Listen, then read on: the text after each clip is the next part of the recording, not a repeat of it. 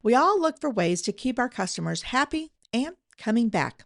But what if I told you that there were 10 things you could do that cost little to nothing? We are talking about a few bucks or less.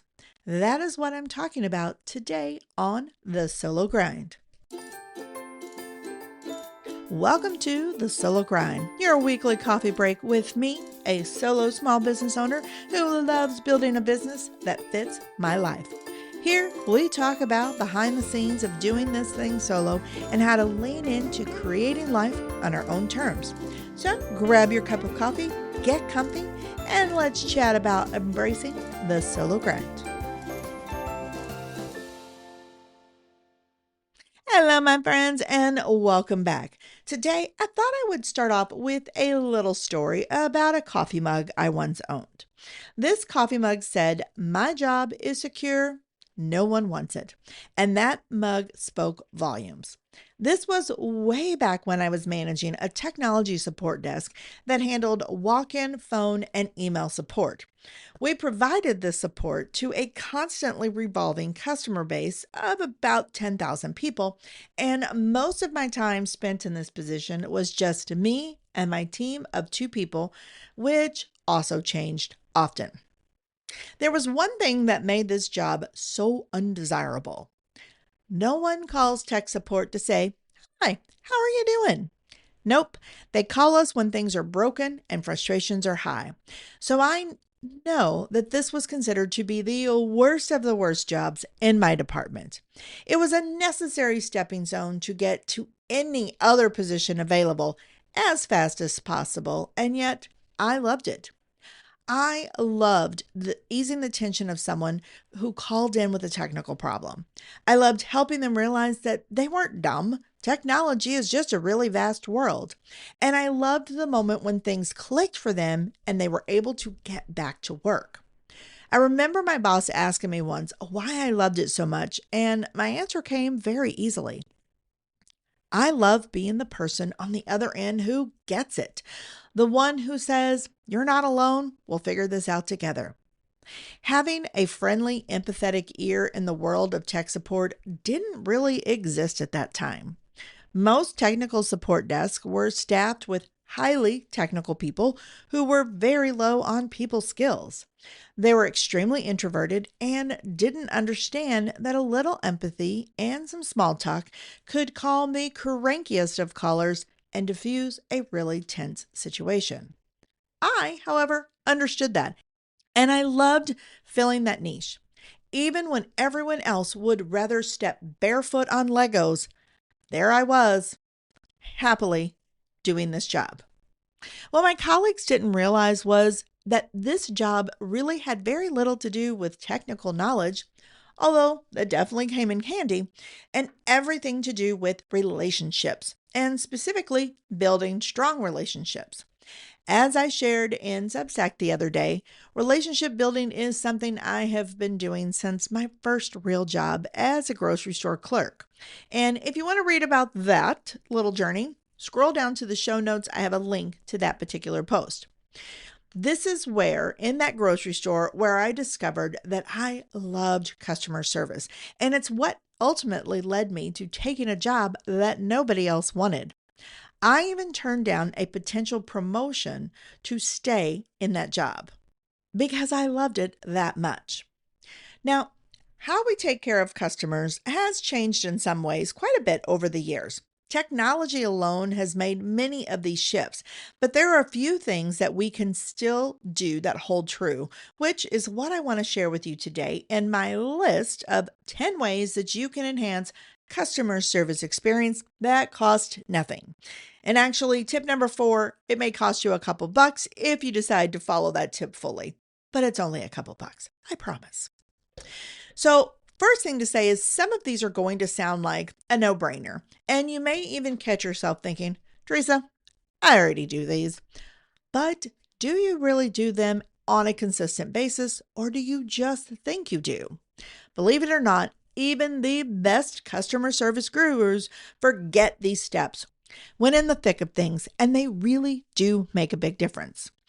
So, before we dive into this list, Let me take a moment to introduce myself to those of you who are new around here.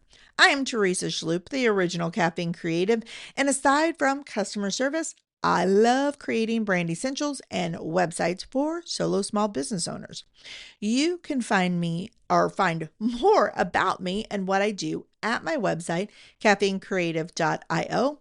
And thank you so much for tuning in. I truly appreciate you. Now, let's get back to the 10 ways you can enhance your customer service. Now, many of these steps are things that you can do that your customers may not even see or realize that you are doing them, especially if you are like me and you work with people virtually from coast to coast most of the time. But they make a very big difference in how you sound, as well as how you show up, how you approach issues, and your overall mindset. And they hold true even when you're behind a computer screen all by yourself. So, the very first tip that I want to share with you is check your posture. Believe it or not, sitting up straight, shoulders back, chin up can be really powerful, even when no one can see you doing it. Having good posture will help you stay focused and energized. It boosts self esteem and mood and increases your productivity. It also enhances your confidence. When you are feeling this good, good customer service just comes more naturally. On the flip side, when we are slouched, when we are sitting with our shoulders hunched over, our overall mood is immediately impacted. And if you don't believe me, I have a little exercise to prove the power of posture. So, wherever you are right now, if you can sit down, take a moment, sit down and slouch. Let your shoulders hunch over a bit, let your belly poke out, and your chin drop. And then I want you to say these words out loud. Hello, it is good to hear from you. Now I want you to sit up straight, shoulders back, belly tucked, and chin up, and say the same thing. Hello, it is good to hear from you. Do you hear and feel the difference? It may be subtle, but often it is those subtle cues people pick up on, and this comes through even when we are talking on the phone or writing an email. Now, if you want to learn more about the power of good posture, I've got a couple articles that I'm referencing in my show notes below. One from University of St. Augustine for Health Sciences and one from Form Recovery and Wellness. Again, the links are in the show notes. All right, step number 2, stay relaxed. While you do want to practice good posture, this doesn't mean you need to sit ramrod straight, as my daddy would say. When we allow our bodies to relax, we are more approachable, and that builds trust. It also helps us stay focused in the moment so that we can be more present for the person in front of us. Again, naturally enhancing our customer service. And yes, I realize that tension is going to creep into the workplace. So I recommend having tension breakers at hand that you can pull out when you need them. When I managed the technology support desk, a job where my techs were often stuck at their desk for hours, we all had a box of goodies to break up the tension. From little tubs of play-doh to bouncy balls, there was always something at hand, and our customers never saw these things, but they heard the calm they helped create. I still have a squishy little panda on my desk today, sitting there ready to make me happy when the moment calls for it. And sometimes the moment called for something bigger. We actually had the bad call sombrero in my tech support desk that was pulled out anytime someone was on a particularly stressful call. This, of course, was always followed by the mandatory take a walk and ease the tension moment, which also helps us get in the right frame of mind. So think about what you can do to ease tension and relax. What do you naturally do when you know you just need to relax? Make a list of things that you can do in your office that will help you stay focused and relaxed when it matters most, and keep them in hand. All right, number 3, lean in for focus. Have you ever had a really good conversation with someone that paid attention to their body language? They make eye contact and lean in to show interest. That works even when we're typing an email. In fact, I got the idea of adding this one to my list when I was writing an email to a client just the other day. They had a lot of questions, really good questions.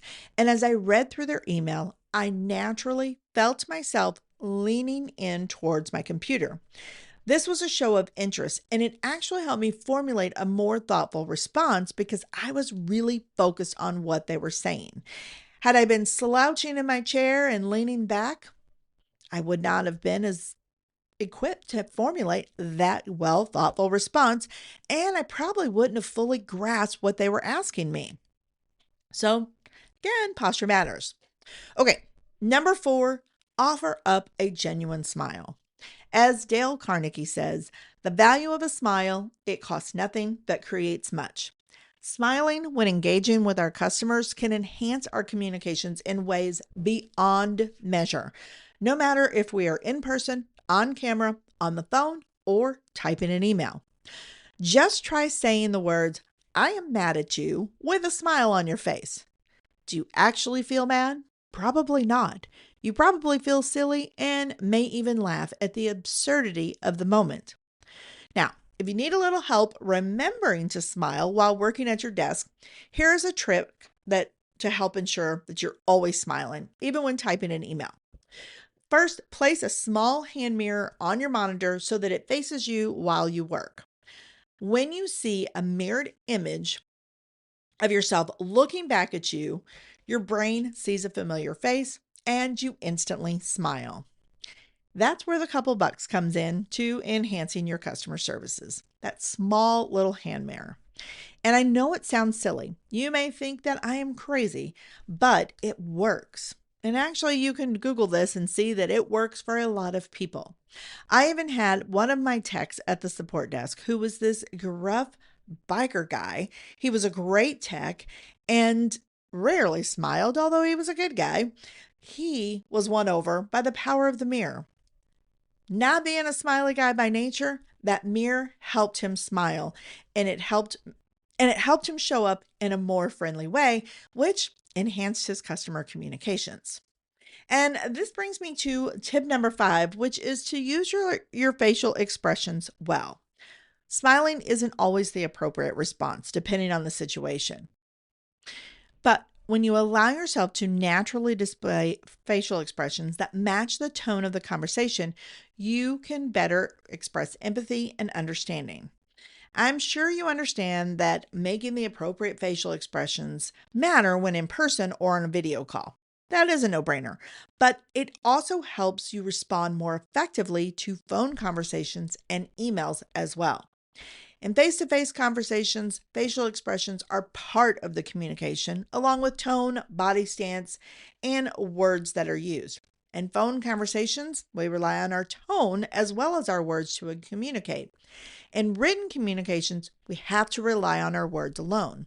Allowing ourselves to naturally display facial expressions helps us come up with the words that communicate how we feel so that we can convey that to our customers. And this is definitely bringing us into number 6, which is to be conscious of our tone. Our tone of voice says a lot, whether we want it to or not. And I know for me, when I am focused on an issue or a problem, my tone can be a bit snippy to downright rude. So I learned to listen for this. And when it does sneak through, because it does, I immediately apologize and will say something like, "My apologies. I did not mean to sound so rude. I am just frustrated for you that this is happening." This little statement makes it clear that I'm not frustrated with them and that I'm in fact focused on helping them. Your tone in emails and other written communications is a little bit different because it's all about the mindset of the reader in the moment, and that is not something that we can control. So let me give you an example. Let's say a client emails or texts you about an issue, something that really needs to be addressed immediately. So you immediately respond with, "Okay, I'll take a look." And you dive right into addressing the situation. You are taking this situation seriously. You are making them a priority, but they may not perceive that when they get your written response. They're stressed out and not in the best mindset. So, what they could be thinking when they read the words, okay, I'll take a look, is what does she mean by that? When is she going to take a look? Doesn't she realize my business depends on this? This is just the beginning of a stress spiral, and we all know that that can spiral out of control real fast from here. So, what if instead of saying, okay, I'll take a look into it, you said something like, oh no, I am looking into that right now and will get back to you as soon as I figure out what is going on. They're going to feel much better and trust that they are in good hands. Yes, I know it takes a second or two longer to type that response, and I know you want to get to the real issue at hand, but their concerns are part of the real issue and they deserve to be addressed. You want another example? Let's say that you're emailing a client at the beginning of a new project. This is a happy time, an optimistic time, and you want them to feel at ease, comfortable, and trust that they made a good decision in hiring you. So you could start the email off with, your project is scheduled to begin November 1st. This would communicate clearly that you have scheduled time on your calendar to start working on their project and could offer reassurance you want to convey. But again, that is up to their state of mind when they read it. Working with you may have been a really big step for them, and they may be having second thoughts that have nothing to do with you. So rather than saying your project is scheduled to begin on November 1st, you could say, I appreciate this opportunity to work with you, and I am looking forward to kicking things off November 1st. Here, you are confirming you have their project on your calendar and also sharing that you're grateful they chose you and that this project is something that you are looking forward to. This response will go a long way to making them feel that they, in fact, made the right decision in hiring you. Now, if you want a little bit more practice on conveying the right tone in your writing, check out this blog from Grammarly, again, down in the show notes, 10 common types of tone in written communication. It offers some really great examples on how to convey the appropriate feelings in your writing so that that is coming through to your customers who are reading it. All right, number 7, active listening/reading. If you were to pop over to Google right now and type in number 1 problem in effective communication, active listening would top the results. And it is me who's adding in the active reading part of this. Far too often, we believe that everyone understands what is going on, but this, my friends, is an illusion. It's actually referred to as the illusion of communication. Most of the time, when a conversation begins, our brains are more focused on guessing what the conversation is about and formulating a response than it is to actually paying attention to what is being said. And in this world where quick, short communication is so easy, a lot goes unsaid. Learning to stop the mental chatter and actually tuning into what is being said takes practice, but it is definitely worth practicing. Here's what I do. First, I slow my breathing and take deeper breaths. I am not talking about meditative breaths or counting here, just a little intentional, deeper breathing. This naturally slows the chatter in my brain and it helps me focus. I make a point to make eye contact and pay attention to their body language if we're in a face-to-face or screen-to-screen situation. If it is in writing, if I'm writing an email, I focus on my own posture and body language so that I can put myself in the right mindset. I ask questions for the sake of clarity and to show understanding, and then I summarize the conversation and share my here's what's next steps. All of these things go a long way to ensuring the communication is effective and that we really are all on the same page. So, next, I want to go into tip number 8, strategic small talk. A few weeks ago, my friend and fellow podcaster, Emily A. Bourne of the Small Business Casual, did a whole episode on small talk. And as she shared, small talk gets a really bad rap. If you ask people their thoughts on small talk, many are going to agree they hate it. I would have counted myself as someone who hated small talk, and I have shared openly what a waste of time it is until I listened to Emily's episode on small talk. While I was listening, I discovered that I actually love small talk and that it comes very naturally to me. And while I don't love talking about the weather for 15 minutes straight, and I don't really pay attention to how corn grows, which is a very big conversation of small talk around here where I live, I do love catching up on day to day life. So, to quote Emily, small talk might not exchange or transmit useful information, but don't discount it entirely. The purpose of it is to establish a feeling of solidarity or connection, or at the very least, acknowledgement among the people involved.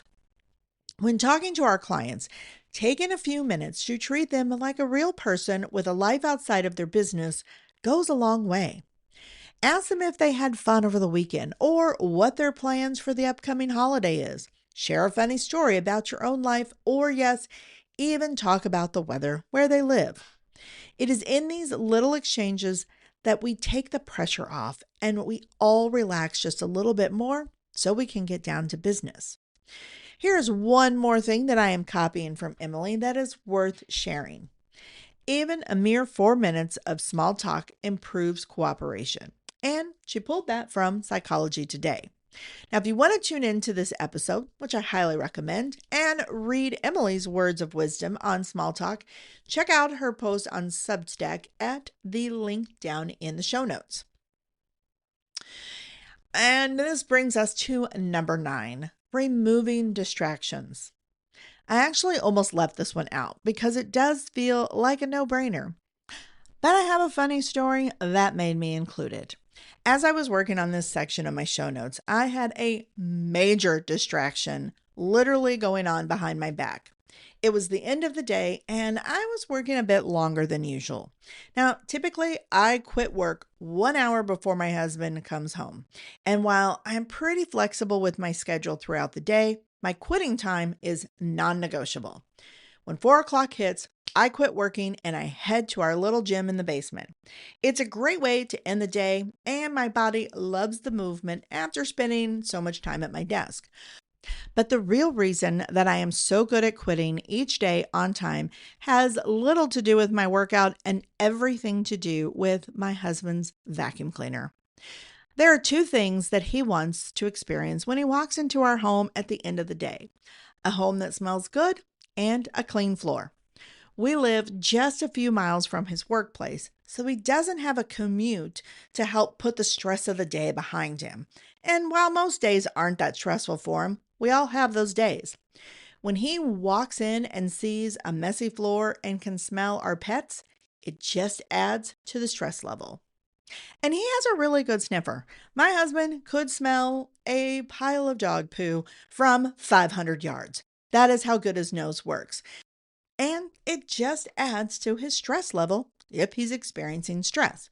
So I have candles strategically placed close to where he walks in each night, and he has programmed his robot vacuum cleaner to come out 1 hour before he gets home. These two things put him in a better mood, and it just sets the scene for a much more enjoyable evening for both of us. But that vacuum cleaner is a huge distraction for me.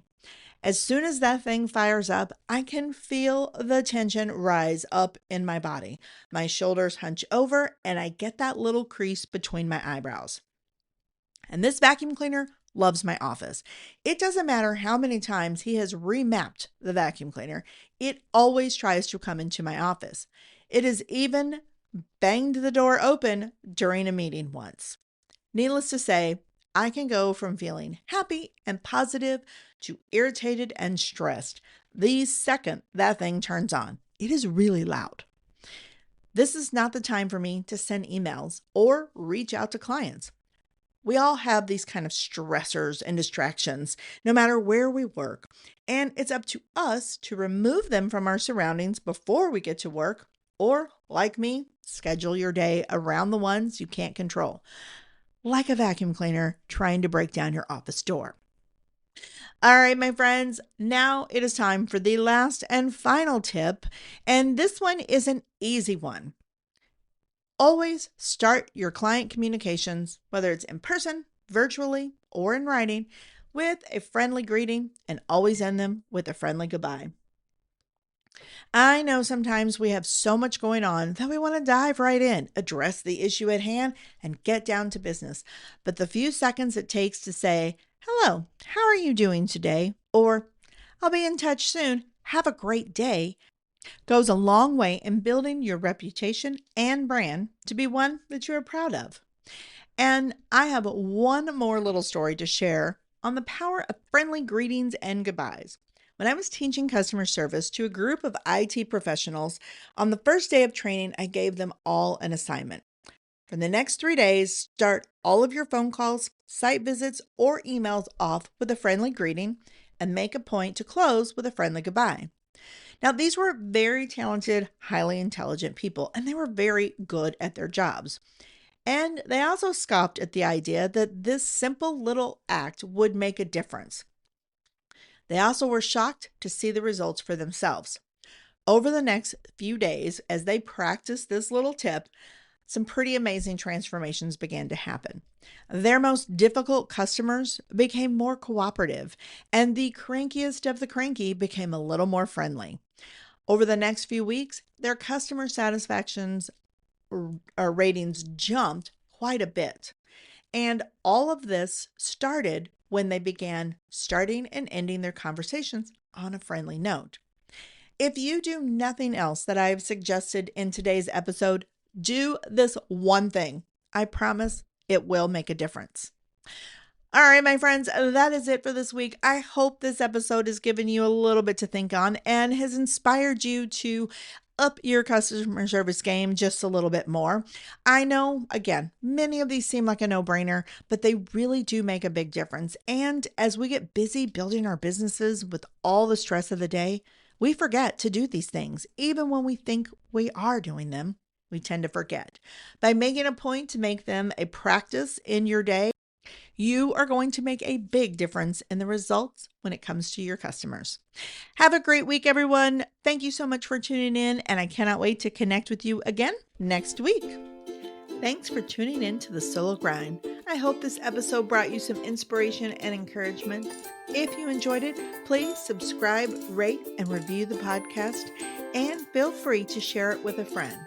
For more tips and insights, visit caffeinecreative.io to check out my blog or explore the Solo Grind Central, my free resource library.